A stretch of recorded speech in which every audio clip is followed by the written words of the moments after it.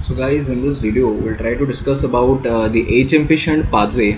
तो HMP shunt pathway क्या होता है? HMP shunt pathway एक बहुत ही important process होता है जो कि हमारे बॉडी में ऑपरेट करता है, which is a secondary pathway actually. मतलब normal conditions में it is not necessary, but in most of the cases it becomes necessary. So it is a secondary pathway. एक ऐसा pathway है जो कि multiple हमारे बॉडी के metabolic process को वो लिंक करता है, मल्टीपल मेटाबॉलिक प्रोसेस को लिंक करता है, जैसे कि लिपिड सिंथेसिस हो गया, जैसे कि कोलेस्ट्रॉल मेटाबॉलिज्म हो गया, वगैरह वगैरह। तो उसको लिंक करता है। वो कैसे लिंक करता है? जो लिंकिंग कंपाउंड है जो कि एचएमपी शंट पाथवे से हमको मिलता है वो होता है NADPH+H+। ठीक है, ये बहुत ही इंपॉर्टेंट कंपाउंड है और बहुत ही ज़्यादा इंपॉर्टेंट कंपाउंड है। वो हम आगे देखेंगे, हर एक स्टेप पे मैं मेंशन करूँगा इसका सिग्निफिकेंस। तो ये एचएमपी शंट पाथवे है। ये कहाँ पर होता है? हमारे बॉडी के बहुत सारे स्पेशलाइज्ड टिश्यूज़ में, उसके साइटोसोल में ये एचएमपी शंट पाथवे स्पेशली होता है। जैसे कि कौन कौन से टिश्यूज़ हो गए? लिवर में तो लिवर में मान लो कि लिवर है, लिवर के साइड सेल के बाहर हमारे पास बहुत सारा ग्लूकोज जमा हुआ पड़ा है। तो उसको हम अंदर लाएंगे। पहले तो अंदर लाके कैसे लाएंगे? GLUT2 की मदद से। ये अंदर लाके ये हमारा एचएमपी शंट पाथवे स्टार्ट हो जाएगा। ठीक है, तो जैसे कि मैंने बोला कि एचएमपी शंट पाथवे एक सेकेंडरी पाथवे है, तो इसका मतलब जनरली तो नहीं होना चाहिए, राइट? तो कब होता है वो? एक्चुअली किस कंडीशंस में एचएमपी शंट पाथवे हमको देखने को मिलता है? मान लीजिए आपका जो है, आपके बॉडी में बहुत ज़्यादा मतलब मात्रा से ग्लूकोज है या फिर लेवल उसका बहुत ज़्यादा है। तो वो क्या करेगा? वो चाहेगा कि ग्लाइकोलाइसिस हो उसका। तो ग्लाइकोलाइसिस का फर्स्ट स्टेप क्या होता है? उसको आप ग्लूकोज 6 फॉस्फेट में कन्वर्ट कीजिए, है ना? ग्लूकोज 6 फॉस्फेट में कन्वर्ट कीजिए। अब मान लो कि आपका जो ग्लाइकोलाइसिस है उसके फर्दर जो है वो हो नहीं रहा है या फिर ब्लॉक है। ठीक है, ग्लाइकोलाइसिस फर्दर ब्लॉक है। कैसे ब्लॉक हो जाएगा? क्योंकि मैंने प्रीवियस वीडियो में बताया जो आर्सेनेट है आपका, जो 3-फॉस्फोग्लिसराल्डिहाइड डिहाइड्रोजनेस है, उसको ब्लॉक करता है। तो अगर वो ब्लॉक करेगा ये पूरा ग्लाइकोलाइसिस रुक जाएगा। और ग्लूकोज, जाहिर सी बात है, अगर ग्लाइकोलाइसिस रुक जाएगा तो ग्लूकोज 6 फॉस्फेट का क्वांटिटी भी बहुत ज़्यादा हाई होगा। तो हम ग्लूकोज 6 फॉस्फेट को ऐसे वेस्ट तो नहीं कर सकते, राइट? तो वो ग्लूकोज 6 फॉस्फेट हम क्या करते हैं? वही ग्लूकोज 6 फॉस्फेट हम काम में लाते हैं। जैसे कि हमको अगर स्टोर करना है तो हम ग्लूकोज 6 फॉस्फेट को यहाँ पर यूटिलाइज करेंगे, बट डायरेक्टली नहीं। कैसे? तो कैसे यूज़ करेंगे? ग्लूकोज 6 फॉस्फेट से हम एचएमपी शंट पाथवे चलाएंगे, जो जिससे क्या होगा? NADPH+ हमको NADPH2+ सिंथेसाइज हो जाएगा। तो ये NADPH क्या करेगा? फैटी एसिड सिंथेसिस में काम आ जाएगा। फैटी एसिड सिंथेसिस में अगर काम आ गया तो फैटी एसिड स्टोर हो रहा है। स्टोर मतलब फैट क्या होता है? एक मतलब कि टेम्पररी मतलब स्टोरेज फॉर्म होता है ना एनर्जी का। तो उससे हम एनर्जी ब्रेक डाउन कर सकते हैं क्योंकि ग्लाइकोलाइसिस नहीं हो रहा। ठीक है ना जी? तो वो वहाँ पर काम आ जाएगा। समझ गए आप? तो ये बहुत इंपॉर्टेंट चीज़ है। अब कैसा होता है एचएमपी शंट पाथवे? मान लो आपके पास ग्लूकोज 6 फॉस्फेट है, ठीक है।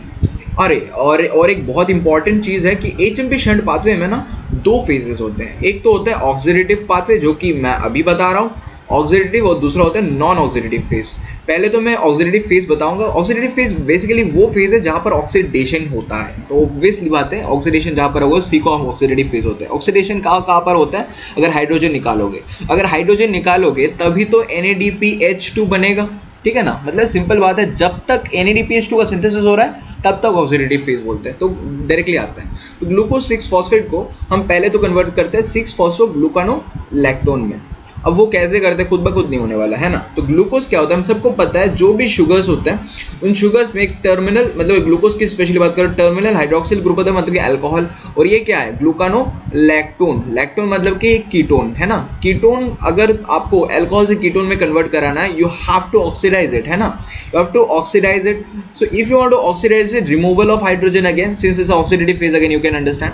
तो रिमूवल ऑफ हाइड्रोजन करोगे तो NADP+2 आप इजीली दे दोगे, है ना। NADP+2 तो NADPH और हाँ जी, NADPH+H+ आ गया आपके पास। क्लियर जी?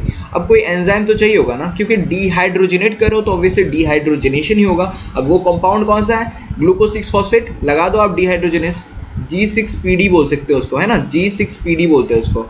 G6PD इसलिए बोलते हैं ग्लूकोज 6 फॉस्फेट डिहाइड्रोजनेस, बहुत ही इंपॉर्टेंट कंपाउंड मतलब एंजाइम है। ये जो स्टेप देख रहे हो ग्लूकोज 6 फॉस्फेट से 6 फॉस्फोग्लूकानोलेक्टोन, ये बहुत ही रेगुलेटेड स्टेप है क्योंकि एक इरिवर्सिबल स्टेप है और ये बहुत ज़्यादा ग्लूकोज 6 फॉस्फेट डिहाइड्रोजनेस का डेफिशिएंसी से क्लिनिकल प्रॉब्लम बहुत ज़्यादा देते हैं आपके एग्जाम में, बहुत ज़्यादा इंपॉर्टेंट है, वो बाद में हम डिस्कस करेंगे। ये 6 फॉस्फोग्लूकानोलेक्टोन यहाँ पर ये फर्स्ट स्टेप हो गया जिसमें आपका NADPH2 सिंथेसिस हो गया। 6 phosphogluconolactone further is converted into 6 phosphogluconate is an acid, right. यहाँ पर अगर मैं सिंपल हाइड्रोलाइसिस करूंगा, अगर सिंपल मैं हाइड्रोलाइसिस करता हूँ, it can convert this into hydrolysis H+OH-, और मैं अभी स्ट्रक्चर्स में नहीं जा रहा हूँ, नहीं तो इजीली एक्सप्लेन कर सकते हैं इसको। H+OH- में ब्रेक डाउन करेगा, हाइड्रोलाइसिस होगा, हाइड्रोलाइसिस हुए के वो 6 फॉस्फोग्लूकानेट में कन्वर्ट करेगा। कौन? 6 फॉस्फोग्लूकानोलैक्टोन से 6 फॉस्फोग्लूकानेट में कन्वर्ट करेगा, कीटोन से वो एसिड में कन्वर्ट करेगा। बहुत ज़्यादा ईजी है एक्चुअल में, है ना। और जो एंजाइम यहाँ पर काम में आता है हमारा लैक्टेनेज आता है, ठीक है। नाम थोड़ा कंफ्यूजिंग ज़रूर है बट इंपॉर्टेंट भी है और इजी भी है। 6 फॉस्फोग्लूकानोलेक्टोन, यहाँ पर जितने भी आपके कंपाउंड अभी तक देखे सारे के सारे 6 कार्बन कंटेनिंग है, 6 कार्बन कंटेनिंग। ये जो 6 फॉस्फोग्लूकानेट है वो फर्दर क्या करे, एक 5 कार्बन कंटेनिंग कंपाउंड में ब्रेक डाउन करेगा। सो ऑब्वियसली वजह से कार्बन कम हो रहा है तो there will be a decarboxylation reaction, है कि नहीं। तो डीकार्बोक्सिलेशन रिएक्शन हो रहा है, एक बात तो ये। और दूसरी बात है कि एक again there would be a dehydrogenation reaction, there would be a dehydrogenation reaction. Now if there is a dehydrogenation reaction, it is very obvious that we use the NADP plus here, NADP plus here, that will be further converted into what, NADP H plus H plus, है ना। It's very easy to understand. तो यहाँ पर dehydrogenation use हो रहा है तो obviously कौन सा एंजाइम होगा, आप सिंपल लिख दो ना, डिहाइड्रोजनेस, डिहाइड्रोजनेस, सिंपल इतना ही लिख दो कि काफ़ी है। तो यहाँ पर क्या होता है, इसमें भी ऑक्सीडेशन हुआ है ना, तो 2 स्टेप में ऑक्सीडेशन हुआ। तो ग्लूकोज 6 फॉस्फेट से जो राइबोलोज 5 फॉस्फेट तक बन के आया, जहाँ जहाँ पर NADPH2 सिंथेसाइज हुआ, ये जो पूरा फेज है that is known as your, और मतलब मैं अगर दिखाऊं, ये जो पूरा फेज आप देख रहे हो, ये पूरा फेज जो आप देख रहे हो that is known your as your oxidative phase, that is known as your oxidative phase। और जो राइबोलोज 5 फॉस्फेट से अभी जो स्टार्ट होगा that is known as is your non oxidative phase of the HMP shunt pathway। आपका oxidative phase खत्म, जिसमें आपका NADPH2 का सिंथेसिस तो खत्म हो चुका है, ठीक है जी।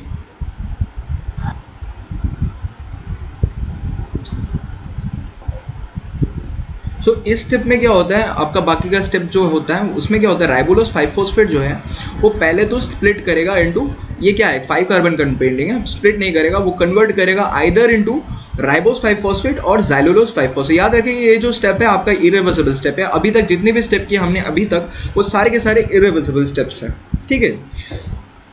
और ये जो राइबोलोज 5 फॉस्फेट था वो राइबोज 5 फॉस्फेट कन्वर्ट करेगा या तो ज़ाइलोलोज 5 फॉस्फेट में। अब ज़ाइलोलोज 5 फॉस्फेट एक 5 कार्बन कंटेनिंग कंपाउंड है और राइबोज 5 फॉस्फेट भी एक 5 कार्बन कंटेनिंग कंपाउंड है। ज़ाइलोलोज 5 फॉस्फेट जो है राइबोलोज 5 फॉस्फेट का एक एपीमर है, ठीक है। अब एपीमर कैसे है वो मैं अभी नहीं दिख सकता क्योंकि बहुत टाइम कम है। तो वो एपीमर है, तो राइबोलोज 5 फॉस्फेट के अगर आप उस पर एपीमरेज का यूज़ करोगे, अगर आप एपीमरेज का यूज़ करोगे तो सिंपली वो राइबोलोज 5 फॉस्फेट एक 5 कार्बन कंटेनिंग कंपाउंड जो होता है ज़ाइलोलोज 5 फॉस्फेट, उसमें वो जाके कन्वर्ट कर जाएगा, समझ रहे हो आप। और अगर राइबोलोज 5 फॉस्फेट पे अगर आप एक आइसोमरेज एंजाइम लगाओगे वो अपने आइसोमर में कन्वर्ट हो जाएगा जो कि है राइबोज 5 फॉस्फेट। अब आप समझ गए हो क्यों मैंने बोल रहा हूँ कि नॉन ऑक्सीडेटिव फेज भी बहुत ज़्यादा इंपॉर्टेंट है। ये इसलिए इंपॉर्टेंट है कि राइबोज 5 फॉस्फेट भी बहुत ज़्यादा इंपॉर्टेंट है। क्यों जी? ये आपके डीएनए सिंथेसिस के लिए बहुत ज़्यादा इंपॉर्टेंट है क्योंकि ऐसे सेल्स भी होते हैं जहाँ पर हमको NADPH2 की कोई ज़रूरत नहीं होती, बट हम ग्लूकोज 6 फॉस्फेट को हम यूज़ कर देते हैं in order to synthesise the your DNA. अब वो कैसे होता है जी? राइबोज 5 फॉस्फेट का जनरेशन होकर।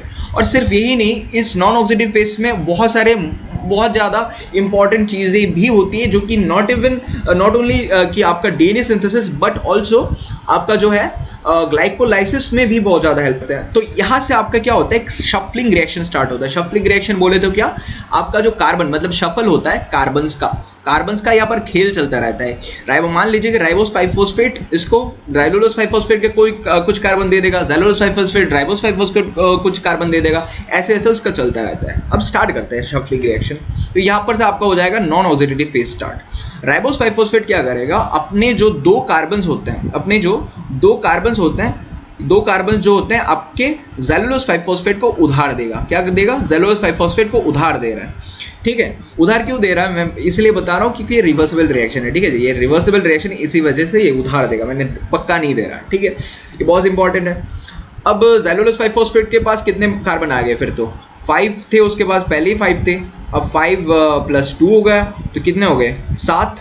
ये जो 7 कार्बन कंटेनिंग कंपाउंड है वो कौन सा है? वो आता है आपका सेडुलोहेप्टोस 7-फॉस्फेट। आप देखो ना यार, 7 से तो सेडुलोहेप्टोस 7-फॉस्फेट में कन्वर्ट करेगा। नाम में क्या है? एस है, एस से क्या होता है? 7।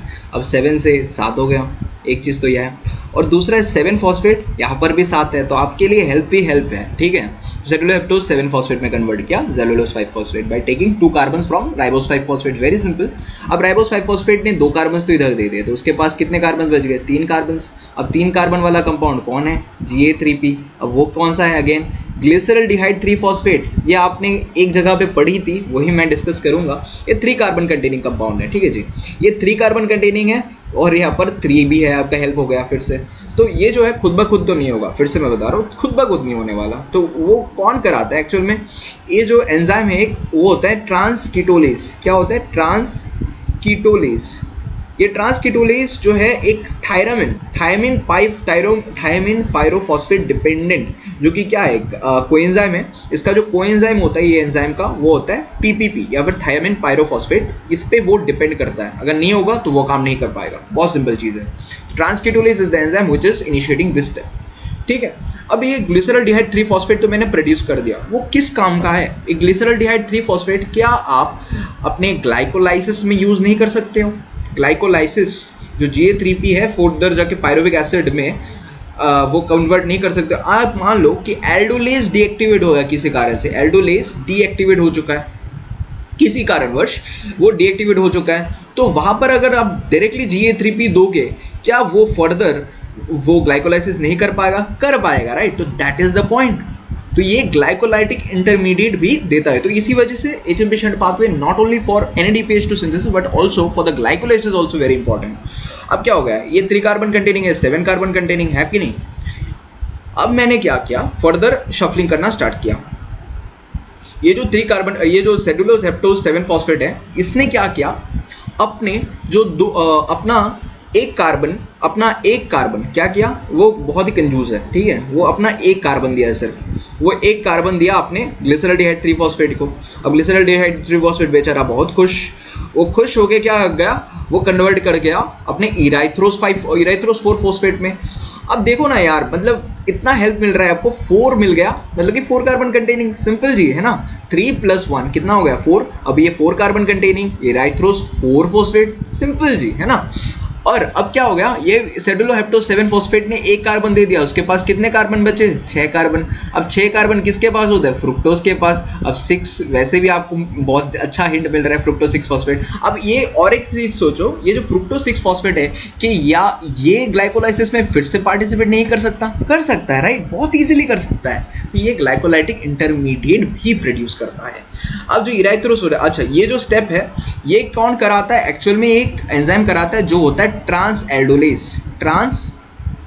एल्डोलेज। अब ये आप कैसे याद रखोगे? ग्लिसरल्डिहाइड, एल्डिहाइड है ना, ये एल्डिहाइड पे एक्ट कर रहा है, इसलिए वो ट्रांस एल्डोलेज। वैसे तो इसका एक्सप्लेनेशन है, मैकेनिज्म भी है, बट आपके लिए सिग्निफिकेंट नहीं है, तो मैं इसलिए वजह से इंक्लूड नहीं कर रहा हूँ यहाँ पर। ठीक है जी, तो बहुत इंपॉर्टेंट है। उसके बाद ये इराइथ्रोस 4-फॉस्फेट को आप क्या नहीं कर सकते? अगर ज़ैलुलोज 5-फॉस्फेट, मान लीजिए कि आपके पास ज़ैलुलोज 5-फॉस्फेट कहीं से आ गया, मतलब आपके पास है ज़ैलुलोज 5-फॉस्फेट, अगर ये इसके साथ रिएक्ट कर ले, है ना, ये इसका, क्योंकि सारा कुछ आप देख रहे हो, अगर सारा कुछ आप देखोगे सारा कुछ रिवर्सिबल है। इसी स्टेप को मैं अगर इराइथ्रोस 4-फॉस्फेट को यहाँ पर Ga3p की जगह ले जाऊँ, है ना, Ga3p को मैं राइबोस 5-फॉस्फेट की जगह ले जाऊँ, क्योंकि सारा कुछ रिवर्सिबल है, ज़ैलुलोज राइबोस 5-फॉस्फेट की जगह ले लूँ, तो ज़ैलुलोज 5-फॉस्फेट क्या करेगा? Ga3p के साथ रिएक्ट करेगा in order to produce what? आप अगर इसको उल्टा, मतलब इतना कंफ्यूज नहीं करते, डायरेक्टली बता देते हैं। तो ज़ैलुलोज 5-फॉस्फेट क्या कर सकता? रिएक्ट करेगा, वो प्रोड्यूस करेगा एक्चुअल में फ्रुक्टोज 6-फॉस्फेट और Ga3p। कैसे? इसके पास 4 कार्बन है, इसके पास 5 कार्बन है, तो 4-फॉस्फेट क्या करेगा? ज़ैलुलोज 5-फॉस्फेट क्या करेगा? अपना जो है एक कार्बन जो है इरेथ्रोस 4 फॉस्फेट से मांग लेगा, ठीक है। मांग लेके वो अपना 6 कार्बन वाला फ्रुक्टोज 6 फॉस्फेट प्रोड्यूस करता है, और ये जो है 3 carbon compound Ga3P again glycolysis, ये भी ग्लाइकोलाइसिस के पाथवे में एंटर कर सकता है। अब बात आती है HMP शंट पाथवे का एक सिग्निफिकेंस, तो हमने ये बता दिया, क्योंकि देखिए जी राइबोस 5 फॉस्फेट जो है, राइबोस 5 फॉस्फेट जो है वो तो आ गया आपका न्यूक्लियोटाइड सिंथेसिस में काम आ जाएगा, न्यूक्लियोटाइड सिंथेसिस में काम आ जाएगा, है कि नहीं, न्यूक्लियोटाइड सिंथेसिस में आराम से काम आ जाता है। ये आपका एक काम हो गया HMP शंट पाथवे का सिग्निफिकेंस। अब नेक्स्ट सिग्निफिकेंस जो कि बहुत अलग से ही पूछा जाता है वो आता है NADPH का सिग्निफिकेंस, NADPH प्लस H+ का सिग्निफिकेंस। अब उसका मेन सिग्निफिकेंस मैं बता रहा हूँ, मेन सिग्निफिकेंस जो होता है RBC का, RBC जो होता है RBC की जो सेल मेम्ब्रेन इंटीग्रिटी होती है उसको वो बहुत अच्छे से संभाल लेता है। वो कैसे करता है, RBC में there is a lots of free radicals present, right, like free radicals would be present there, ठीक है। अब फ्री रेडिकल्स जो होते हैं, फ्री रेडिकल्स फॉर एग्जांपल कौन से होते हैं, H2O2, मान लीजिए आपके पास H2O2 है, ये जो H2O2 is a highly oxidise, highly powerful oxidising agent, तो वो ऑक्सीडाइज अगर cell membrane of the RBC को कर देगा, membrane cell membrane of the RBC को वो अगर ऑक्सीडाइज कर देगा, वो फॉस्फोलिपिड को ब्रेक कर देगा, phospholipids will be broken down into some like its basic compounds, right, simple lipids. तो H2O2 is a very very dangerous for our RBC's membrane. अगर RBC का membrane लूज हो गया तो ऑब्वियसली बात है उसमें हिमोलाइसिस हो जाएगा, क्लियर जी। तो वो H2O2 हमारे लिए ठीक नहीं है, तो वो H2O2 को मतलब वो H2O2 खाली बैठा है बट किसी को तो ऑक्सीडाइज करेगा वो, तो उसके लिए बलिदान देने कौन आ जाता है, हमारा ग्लूटाथायोन। आपने पढ़ा भी होगा ग्लूटाथायोन प्रोटीन्स में बहुत ज़्यादा इंपॉर्टेंट कंपाउंड है। ग्लूटाथायोन जो है उसके 2 फॉर्म्स होते हैं, ठीक है, उसके 2 फॉर्म्स होते हैं, एक तो होता है रिड्यूस्ड, एक तो होता है रिड्यूस और दूसरा होता है ऑक्सीडाइज, ठीक है। यहाँ पर मान लो आपके पास रिड्यूस्ड क्या होता है, ग्लूटाथायोन है GHG, ठीक है। ये GHG है, ये रिड्यूस्ड फॉर्म है ऑफ ग्लूटाथायोन। ये क्या करेगा, H2O2 क्या करेगा इसको, H2O2 क्या करेगा इसको ऑक्सीडाइज कर देगा into its oxidise form 2GSSG, ठीक है। ये 2SSG क्या होता है, ऑक्सीडाइज्ड होता है, ठीक है जी, ऑक्सीडाइज्ड। अब ऑक्सीडाइज्ड फॉर्म तो हमारे कोई काम का नहीं है। अब हमने ग्लूटाथायोन ने तो अपना काम कर दिया, ठीक है ना, ग्लूटाथायोन ने अपना काम कर दिया। अब ग्लूटाथायोन को रिवर्ट बैक भी तो करना है ना, ऐसे अगर ऑक्सीडाइज्ड फॉर्म में बैठा रहेगा तो फिर से अगर H2O2 आ गया तो RBC को कौन बचाएगा, तो वो करता है कौन, वो करता है एक्चुअल में ग्लूटाथायोन रिडक्टेज नाम का एक एंजाइम, ग्लूटाथायोन रिडक्टेज नाम का एंजाइम, ठीक है। अब ग्लूटाथायोन रिडक्टेज अपने आप से तो कुछ नहीं कर सकता, राइट, उसको कुछ तो चाहिए, रिड्यूस करने के लिए क्या चाहिए, हाइड्रोजन चाहिए। अगर ऐड करोगे हाइड्रोजन तो वो हाइड्रोजन कौन देता है आके, NADPH प्लस H+, वो आके यहाँ पर हाइड्रोजन दे देता है, ठीक है। यहाँ पर हाइड्रोजन देके वो क्या कैसे निकल गया, NADP+ के हिसाब से निकल गया, तो ये हाइड्रोजन दे दिया और ये ग्लूटाथायोन का जो ऑक्सीडाइज फॉर्म है उसको वो अपने रिड्यूस फॉर्म में बैक कर दिया।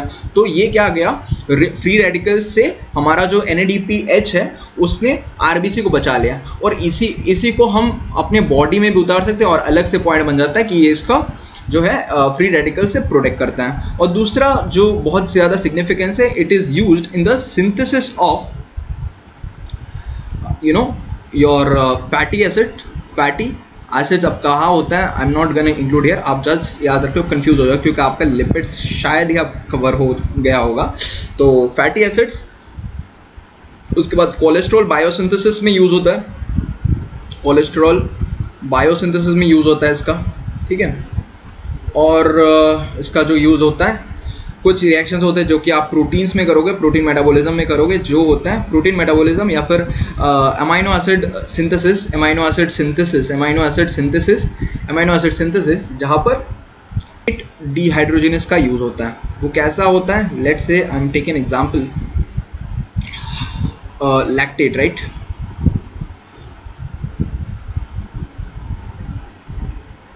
सो क्या होता है, एल ग्लूटामेट जो होता है, एल ग्लूटामेट से जो कन्वर्शन होता है ग्लूटामेट से अल्फ़ा कीटोग्लूटारेट में, तो उसमें क्या होता है आपका NADPH का यूज़ होता है, NADPH+ का यूज़ होता है जो कि कन्वर्ट करता है इनटू NADPH2, ठीक है जी। वहाँ पर क्या यूज़ होता है, glutamate dehydrogenase, right, glutamate dehydrogenase, क्योंकि वो हाइड्रोजन को निकाल रहा है. Very simple. तो इसमें amino acid synthesis using involving the use of glutamate dehydrogenase. तो these are the complete your this completes your क्या बोलते हैं इसको, हाँ जी, योर HMP शंट पाथवे.